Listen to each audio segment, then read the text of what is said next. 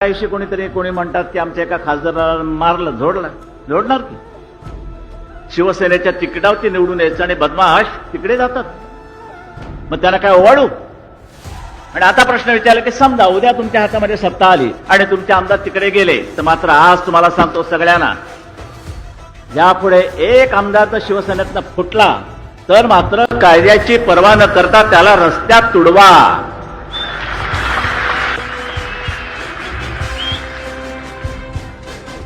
बरं, आणि महिलांनी ते एक चांगलं काम बजवावं.